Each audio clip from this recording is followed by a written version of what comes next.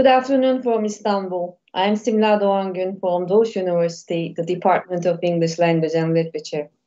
Welcome to the second of our World Literature webinar series. Today I have the pleasure and the privilege of hosting Dr. Hacer Esra ALMAS. Welcome, Hocam, and thank you for being here with me on this webinar.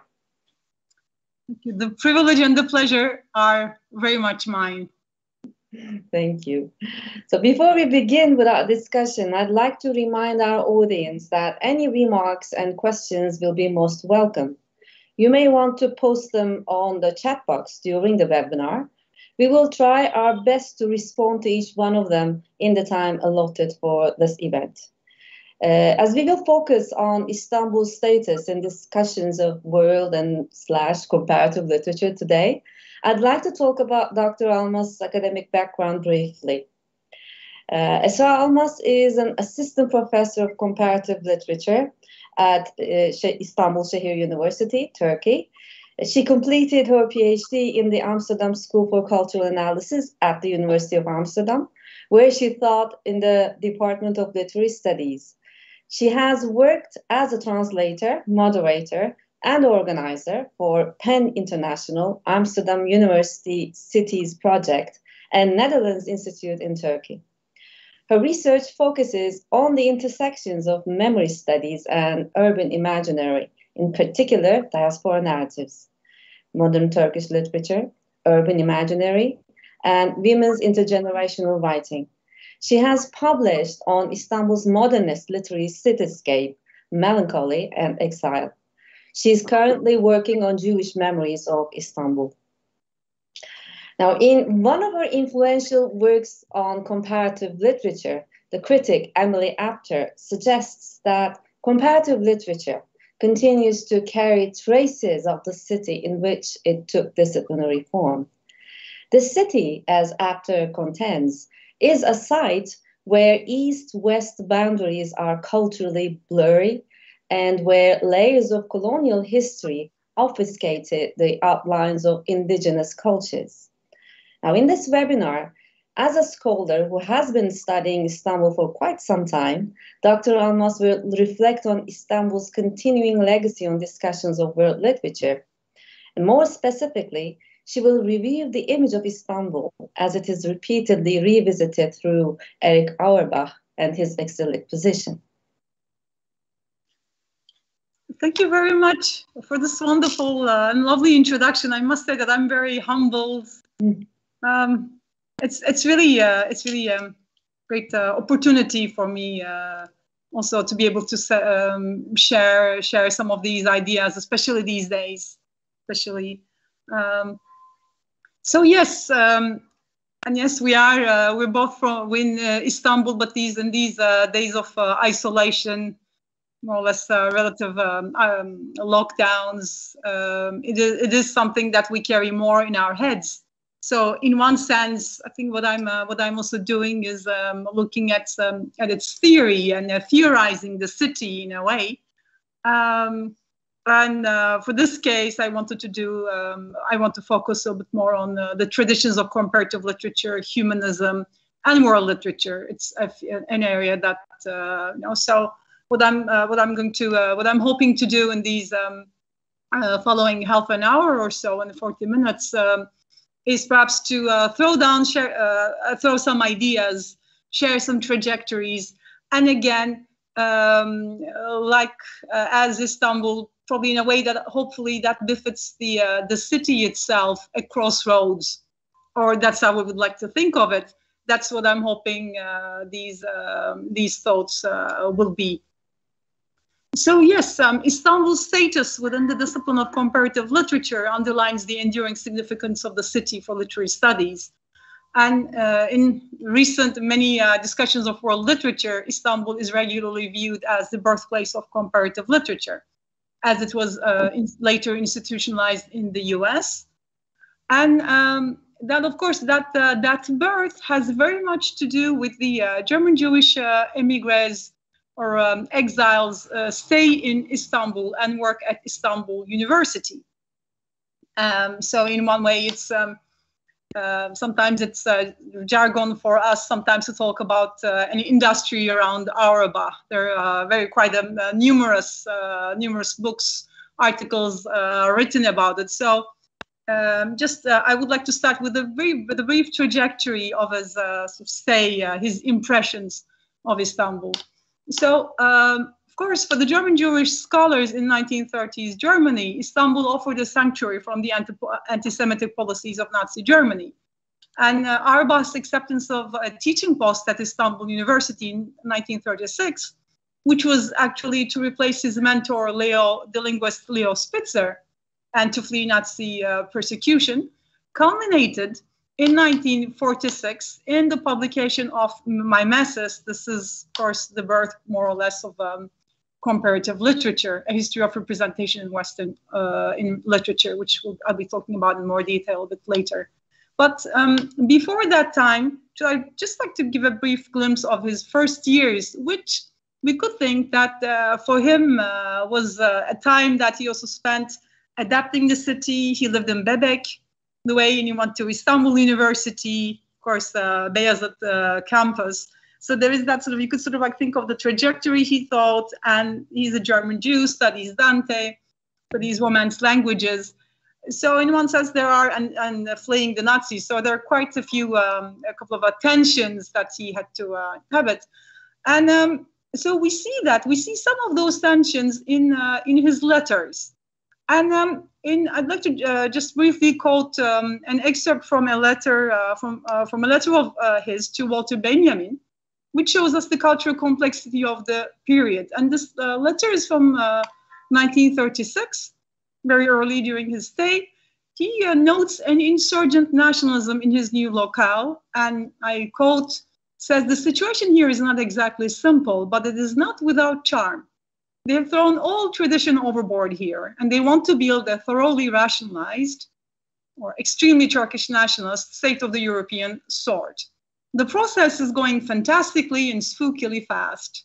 Already there is hardly anyone who knows Arabic or Persian, and even Turkish texts of the past century will quickly become incomprehensible since the language is being modernized and at the same time newly oriented on or Turkish," unquote. So these remarks, referring to the language reforms of the new republic, we would say contain his impressions, his understanding, and that understanding with nationalism, of course, with some of the resonates with his experience in Germany. We should remember. And then later on, in another letter from 1937, he refers to the Anatolian Turks, and I quote, "a naive, distrustful, honest, somewhat blunt and boorish, but also emotional race, and more unpolished, and also more rigid and more surly than Southern Europeans. But at the same time, they're quite likable and have much vital energy." So, unquote. So such, we could say, obviously overgeneralized, if not perhaps stereotypical, obviously critical, yet also compassionate depictions of his hosts are sheltered in the privacy of personal correspondence. So Auerbach's impressions of Istanbul, with some other, especially in his letters to Benjamin, again, include the views of the Bosphorus, the dilapidation, and the cityscape and its histories as well. So yes, this is also something that really it really reminds of me this, interesting viewpoint in Mimesis as well. So could you please elaborate on these traces of Istanbul? What kind of traces of Istanbul does you think Auerbach leave in this work, Mimesis? Well, thank you very much for this. In a way, my response perhaps was rather elliptical, because the trick here, or the paradox, whatever, we talked about this Auerbach's industry, everyone, almost all the sort of major names writing about the Auerbach stay in Istanbul. And the question, or the paradox, is that he hasn't, in fact. There is almost no reference to Istanbul, and hence, again, the reference to his letters, the things. So it's more or less, we just sort of have these books. It's quite like a thick book. It's not newer editions with a forward by a new introduction made with Said. It says it's quite thick. So we'll be talking about it. But again, we don't really hear about Istanbul at all. But interestingly, we hear about it in sort of his letters, and then that absence of Istanbul, of course, has generated a lot of discussions about this. So then, for example, again, like Kader Konuk's book, Doğu Batı Mimesis, so it's a great book which gives us it's a great literary history, and as well as also a critical reading of the policies of earlier republic and of humanism, early humanism. Is of course again sort of gives us the background. So, and in fact, we find out also through various sources. I said that Auerbach started working on Mimesis in 1942, almost more or less 5 years after his arrival, in the Dominican monastery of San Pietro di Galata, to the library of which he was given access to by Angelo Roncalli, who later on became the Pope John the 23rd. And by the way, of course, Galata, especially Kule Dibi, is also a Jewish quarter, Jewish neighborhood, which we may sort of remember. So think of the different languages that he heard there. And it's also, of course, a medieval area of the city. But of course, all of these we add. So the book itself, which is, of course, a quite ambitious book, if you sort of get to read the representation of reality in Western language. And he does sort of start with very early texts, with the Iliad and the Bible. Interestingly, it's the homecoming scene in the Odyssey. Odysseus meeting his nurse, or this recognition scene. Then the other one is from the Bible. We have the I'd say sort of the sacrifice in the binding of Isaac, with and then sort of the feelings again. So the coming to terms with this major, of course, challenge for Abraham. So this is where he starts, and you could sort of see from that he's also building up this Judeo-Christian or Judeo-Hellenic tradition. And he ends with actually his contemporary novelists. He ends with Virginia Woolf and Marcel Proust. So it's sort of like a whole trajectory. And so it's, again, as I said, we could have a whole discussion on the mimesis itself. But when we talk about, to answer Simla Hocam, your question about Istanbul, so here in the epilogue, Auerbach refers to the time and place of writing, which is, again, a major thing in Auerbach's thinking. But he refers to it as an apology for its scope, the scope of the book and its methodology. And he says, I quote, the book was written during the war and in Istanbul, where the libraries are not well equipped for European studies, unquote. I think almost all comparativists probably have memorized this sentence. We all more or less know.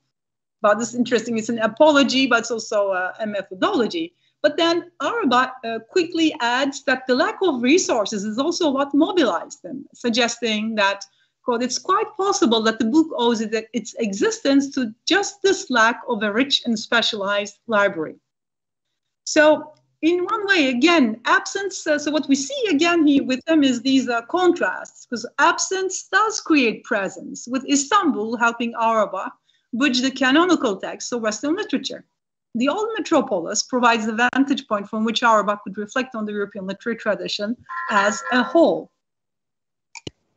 Well, yes, you have already mentioned, I think, the importance of Edward Said as well in this book, right? You know, in this book that you have shown us. Well, as the author of Orientalism, Edward Said's theorization of exile, I think, much really owes its, presence to mimesis as well, right? Correct, very much true. And thank you, Simla Hocam, again for giving. I'm sort of creating a blurry, misty perspective of Auerbach's Istanbul. Thank you for giving me this sort of trajectory to follow it. It's always not very straight and clear. It's a little bit like byways, has these.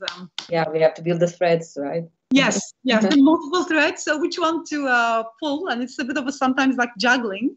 So Said and Auerbach, which is great thing. And I would hope to talk a little bit, hopefully, generate a discussion about this Said and Auerbach link, also through the concept, the theory of theorization of world literature. But here, again, we can refer to Auerbach as a canonic figure, and his canonization, the canonization of his book, actually also owes it to Edward Said, to the place Edward Said assigned to him. So he has referred to Auerbach's mimesis on numerous occasions. The World, the Text and the Critic, Reflections on Exile, and multiple other books that I may forget. But so interestingly, towards the end of Orientalism, Said quotes Auerbach, quoting Hugo of Saint Victor.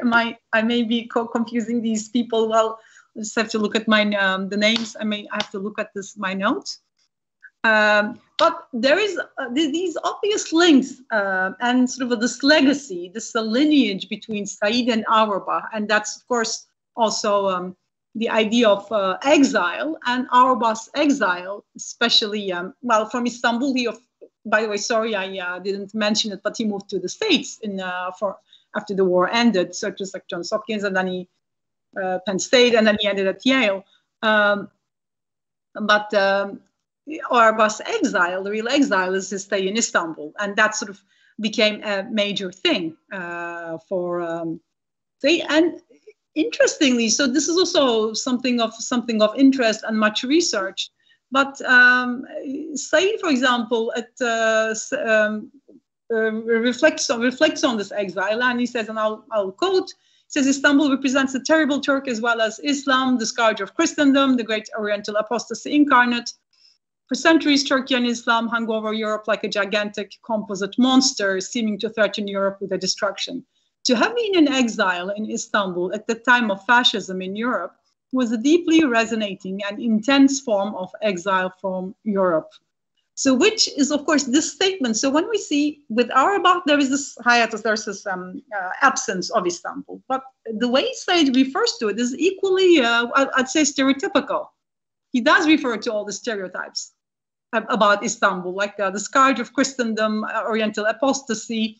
It's and of course many people from Apter to Kader Konuk and also David Damrosch, they take issue with the statement. Mm-hmm. So here we don't have just one problem, I would say, but there are like two problems, two scholars interestingly echoing, mirroring each other.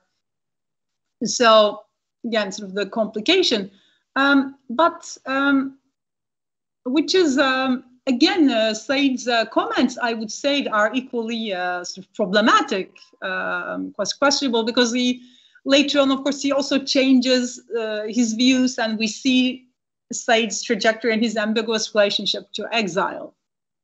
Again, it's like absence and as a liability and a resource and a liability, and of course, a catastrophe as well. But he later on at other in some of his later texts, he suggests that there was no discernible connection between Auerbach and Istanbul at all, and his entire attitude while there seems to have been one of nostalgia for the West, which gave him the spirit to sit down and write this great saving work of Western humanism. So the society basically changes his interpretation of the connection, and arguing that nostalgia for the West, of course regressive, was the motivating impulse and connection.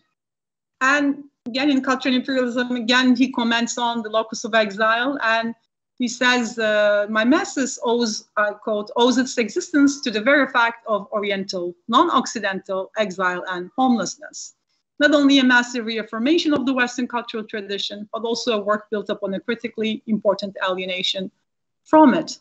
So in a city which stands for exile and isolation, Auerbach turns to literature and establishes a mode of reading, however fleeting and academic it seems to him, as his orientation, or perhaps, so one would, I think, Adorno's comments about homelessness and writing as home and homelessness as moral value probably, I think, resonate here as well. So this detachment again turns into attachment as literary works representing the Western literary tradition become points of orientation. like Auerbach Said is silent about Istanbul's heritage, thereby presenting the city more narrowly as a locus of exile. And he has been criticized as well, right? Yes. So, and I think it's very, when talking about Said and this Said's silences, it's hard not to voice critical. And of course, there's also a tradition of critiquing Said and Said's silence, multiple names, great names, but also like historians about, we have Kadar Konuk, but we have historian Selim Deringil, and we have Bruce Robbins. So it's again, it's also a major sort of trajectory, and Amir Mufti as well. So, but again, I mean, for Deringil, for example, so he considers Said's Ottoman Empire as a sort of epiphenomenal. He says it's a quintessentially Oriental creature, and he says he's fallen into the same trap that like with as the writer he critiques in his Orientalism. So, and it's hard not to agree with him.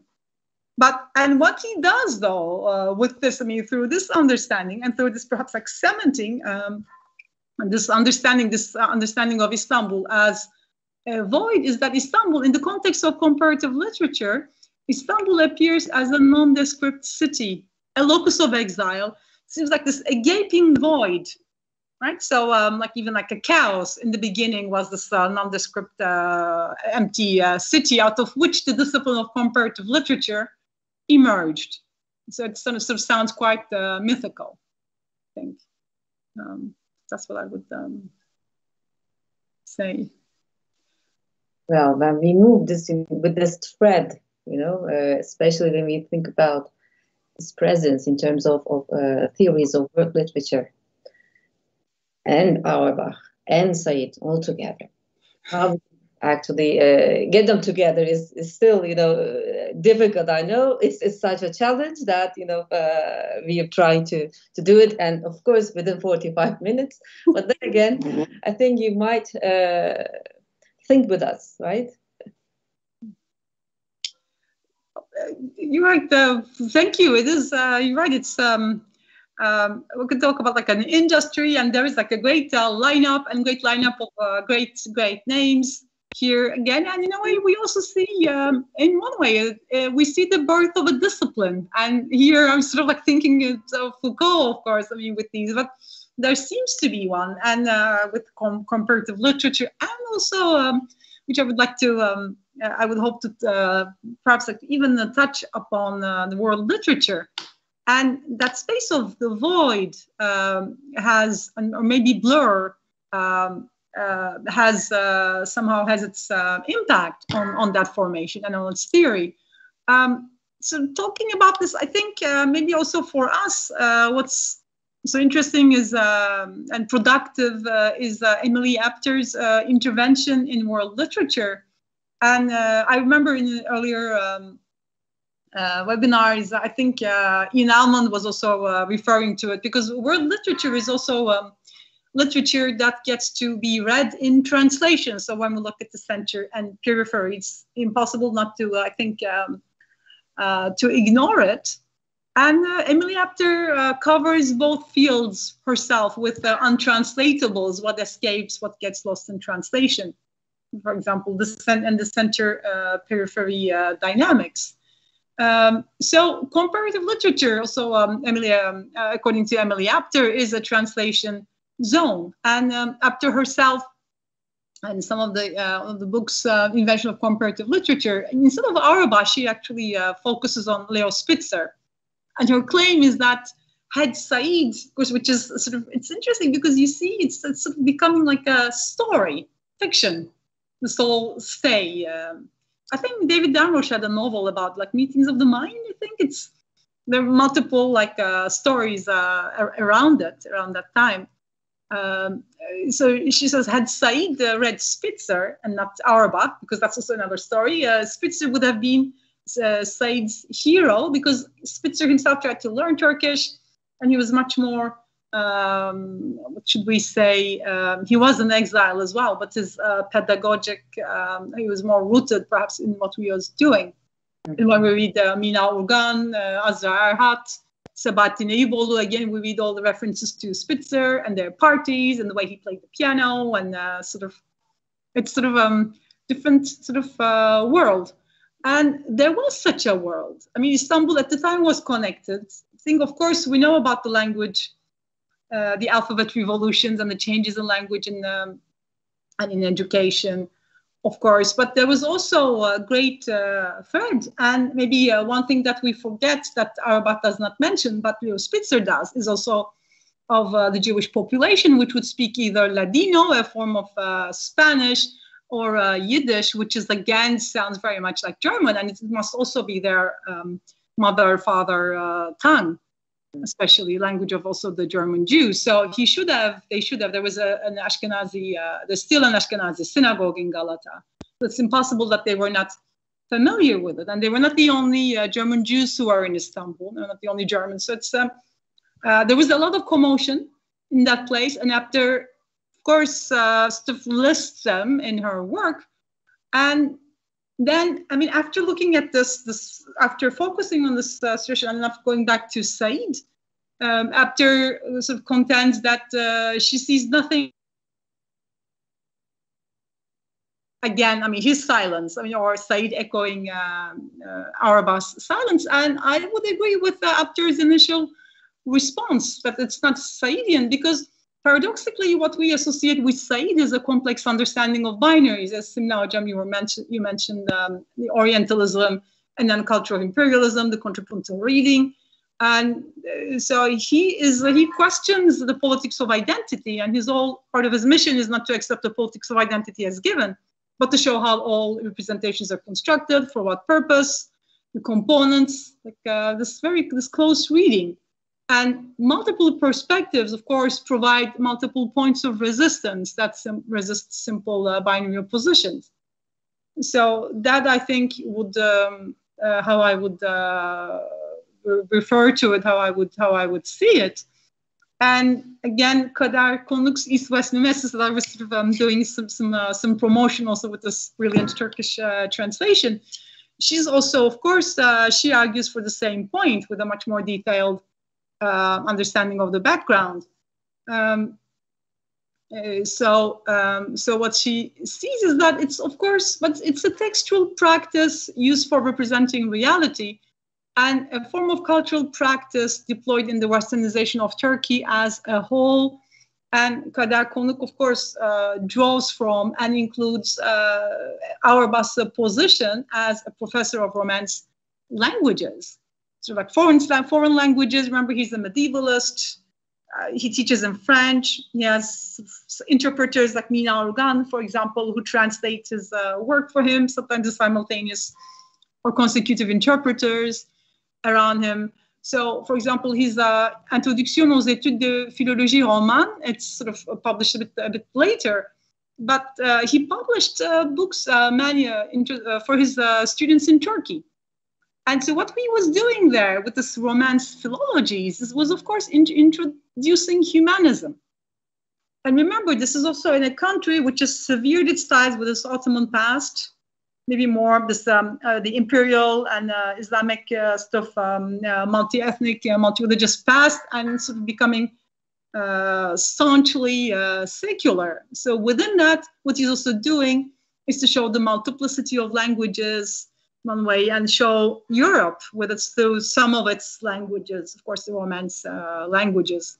So in a way, what he's doing is to articulate, to affirm European identity, as well as to preserve it in his mimesis. So, wow, it's really not quite easy to follow this thread. But if we again continue with this exilic presence, both in the work and perhaps when we think about the work itself and also its author. How would you elaborate on that? Yes.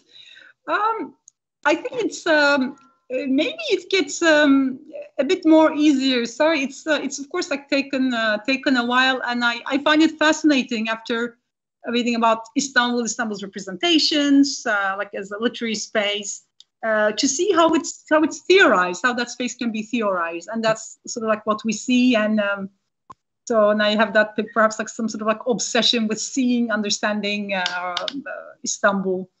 And exile, of course, is sort of what we see. And exile, of course, I think these days it's become, it's also much more pertinent and much more relevant to us in our present, on unfortunately multiple levels. So it's, we see it as an epistemological category. We see it as, I would say like hermeneutic imperative. It's, I'm sort of quoting Paul Ritter again, one of the many who wrote about the Auerbach again, Auerbach say. But so what we do, what exile does, especially for Auerbach and Said, is that it doesn't help you just understand yourself, but it helps you understand and analyze the other. That is, of course, that's sort of displacement. And Said, of course, he's, also, I think we'll, at least I do have my, not love and hate, but we also have our tensions and problems with some of his writing. But he's a brilliant writer as well as a brilliant man, if not a hero for many of us. So he talks about the double perspective that an exile helps the exiled person to see. So you don't really see things in isolation because you look at the here and now, but you also look at it with the memory of what's past.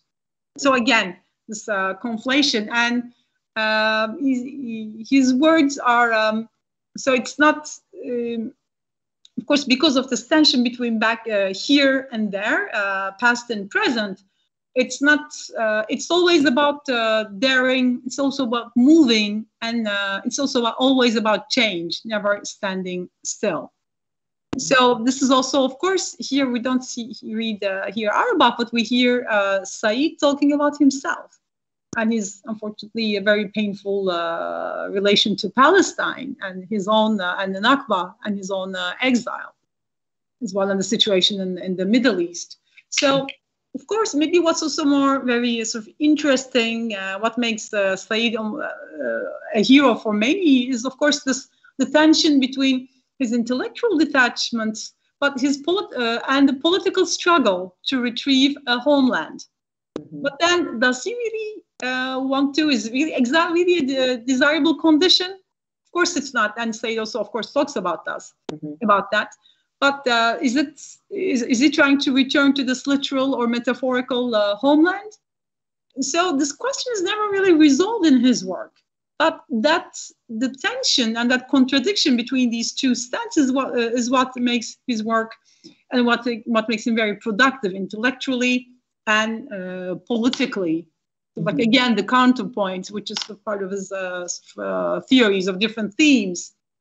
Complementing each other, maybe more symphonic thinking, I think, which sort of, I think he theorized also with music and classical music theory. That's also, I think, one of his strengths. But let me not sort of carry it away. I'm just talking about my favorite themes, people. I can talk and talk. Sorry, it's professional deformation. It's always a pleasure to listen to, everything that is related to this blurry, what you call.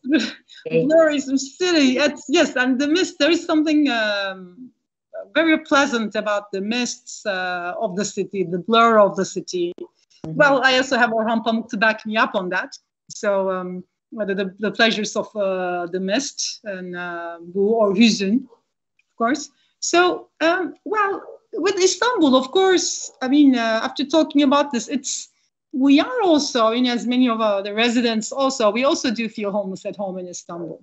It's not just the exiles, but the changes of the city, the cultural changes, and of course, the language, Republican Turkish literature, much has been written around it. But the notion of exile has obviously impacted the development of Istanbul and Turkish literature, for example. So homeless at home, which is actually, of course, a transnational marker of identity, it also has a specific relation to Istanbul as well. And so this insistence on creating a new space within these tensions and binaries, which is equidistant from two different cultures, evokes the feelings of homelessness that are evoked by Auerbach, and then, of course, as we see, taken up by Said. So it's a necessary distance one takes from forms and spaces of identity, and that helps us to question them without reserve. So.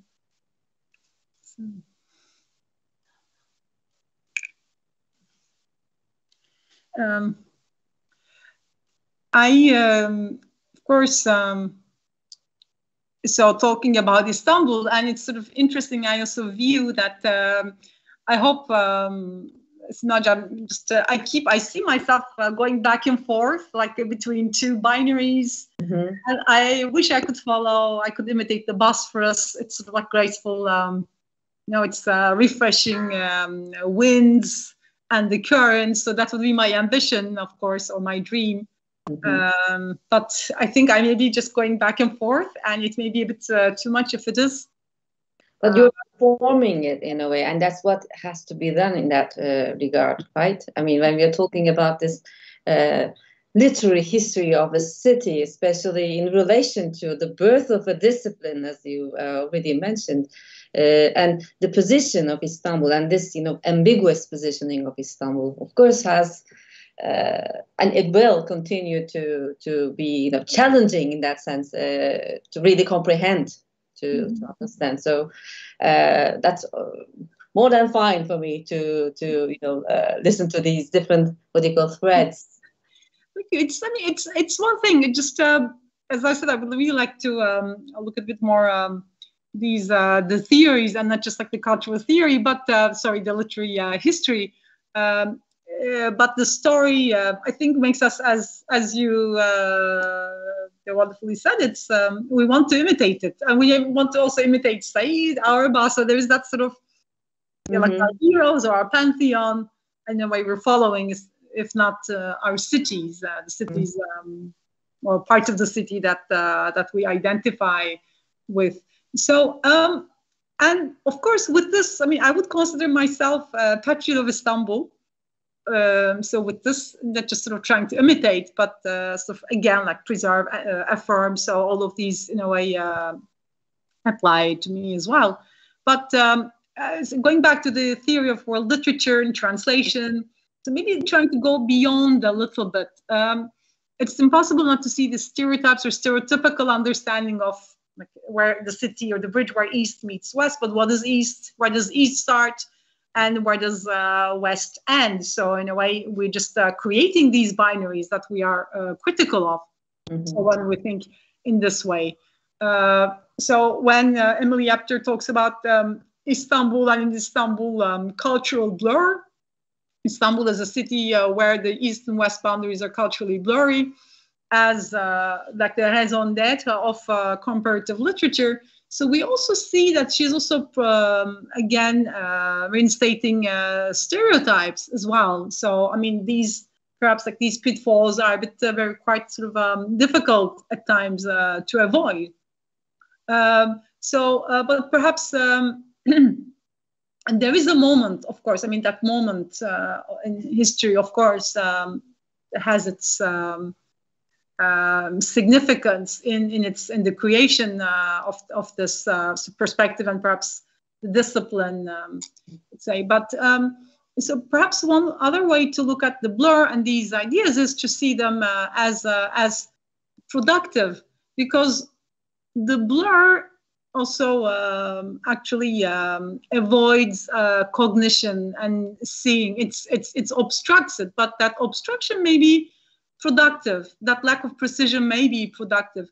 And in fact, when we think of world literature, again, so I think it's Damrosch's understanding of the elliptical ways of looking, the bifocal way of understanding, of reading. So I'm not talking at this moment of the hierarchies, but this detached engagement with the world beyond our own. So it is actually an affirmation, an acknowledgement of the cultural distance between our world, our objects, and the other. So it's sort of And that is, in a way, yes, it does resonate with this understanding, and maybe it's the major, it's the core of understanding the other, right? So this acknowledgement of blur. So as I said, I'm sort of like saying this, and immediately I'm jumping to another point. But when we talk about binaries, it's perhaps very difficult not to think of the core and periphery.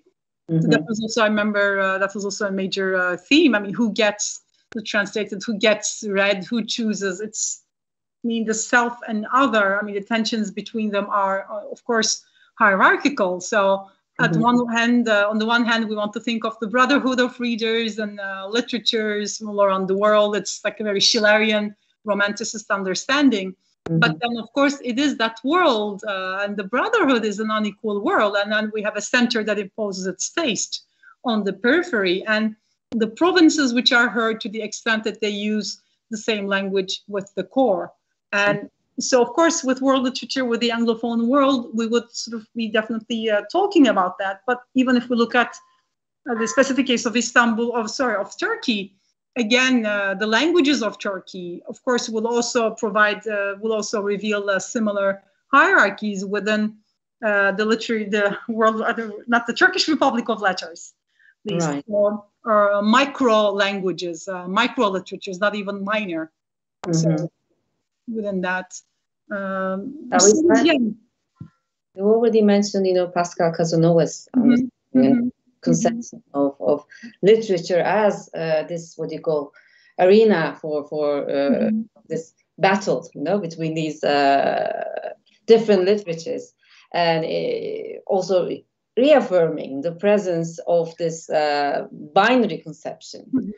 And I've also this really makes me think about the relation, perhaps this relationality, not in terms of the center periphery, what you call relations, but also perhaps periphery to periphery of relations, rather than focusing on this I don't know, not quite positive, but at the same time what you already suggested as quite productive space from which more theory can be really produced. And how could we actually think about this in terms of Auerbach, of literature, and as a literary historian as well? Yes, thank you. It's sort of so nice to see that some of this, again, jumble or these ideas sort of make sense, and we're also trying to come up through these binaries and tensions. We're also trying to come up with something that makes sense and that maybe provides some shelter for us, if not a home. But I think, again, I mean, in these times as well, there's something comforting to go back to in going back to Auerbach, and this maybe like this concluding also sort of notes on the Welt Literatur as an Auerbach article, Philology and World Literature, that he wrote, he published in 1952. And that, again, also much read, a lot. There's also this much research, sort of this industry around it, and which is, of course, Auerbach's reformulation of Goethe's Welt Literature, of course. But so what's, again, sort of like interesting, what contributed to its being this much researched is it's because its translator is Edward Said, which is very interesting. And I think in Reflections of Exile, he refers times that maybe in his during his graduate studies, he sort of translated. It's a chance encounter, even like if you were like stumbling upon this text, translating it sort of changed his attitude and his outlook. It shaped him as a literary scholar. So it's a wonderful sort of lineage. It's if you will, it's chosen family, chosen father. So there is that sort of like filiation. Again, a key word in Said, like affiliation, affiliations that he's establishing. And then, of course, with Auerbach here, and when we look at the sort of revival, it's again Auerbach, the great literary historian, the learned man. But then also, he's also, of course, and the learned man, of course, it's great. Sorry, but it's also, I'm also mentioned the Ivory Tower. which is, of course, I mean, when we think of Auerbach's silence in Istanbul and his sort of like reticence, you could sort of like see that. He lived in Aslanlı Yalı in Bebek, and probably sometimes talking about the views. So that was perhaps his life. But then, of course, through Said, he becomes this great exemplary figure, research of cultural criticism. So there's also that. So there's that paradox. And this is, of course, Amir Mufti talking about him. And Amir Mufti in Auerbach, Amir Mufti also sees this post-war, post-Holocaust scholar. So trying to sort of understand, relate to the world. Mm-hmm. Well, you have been mentioning quite a lot of important names, really, in the study of world literature, including Amir Mufti. But the time allotted to us is like almost over. And I actually had a look at the questions section. We received some hellos from our former students, some greetings, but I don't see yet any questions. But I still think that, you know, when the audience who's not perhaps or not here with us, if they choose to you know, watch this, what do you call, performance, a little reading, perhaps might have other remarks or questions. And in that case, we'll be very much happy to receive them and perhaps continue this discussion with email exchanges. But then again, I think there is one more question. Or, yeah, that's one of our students again saying thank you for this, for organizing this discussion. And thank you all for joining us. And, well, of course, we can continue to talk about this rather, what you call, challenging and also productive, what you call, approach called world literature. It's not actually in that sense something fixed. It is also something moving, right? It is also, and when we talk about world literature and also Istanbul, in that case, you know, both are active concepts. They are all, when we are talking about this relationality and not something fixed. So the talk, the thinking will continue, I think, right? Do you have any last words? Perhaps we could just, you know, wrap up this rather ASCA type panel, right? Well, thank you very much, Simla Hocam. And definitely, I would love to be part of it, and I would love to respond to any questions as well. And in a way, sort of what we've done in a way is this departure point, one of the key terms in Auerbach as well, the Ansagspunkt. Mm-hmm. So, and see how it works, see how it resonates, and see where we can situate ourselves within that wild world, wild and wide world of world literature. Mm-hmm. And so that was again like a one sort of blurry, perhaps departure point, which I loved sharing with you. So thank you very much for all these ideas and for everything that you have really tried to mention in this rather short format webinar. And hopefully we can do it again. Would love to. Would be my privilege. Thank you very much, and thank you, the audience. And we'll hope to see you in our next webinar. And we can say take care and goodbye. Bye. Thank you.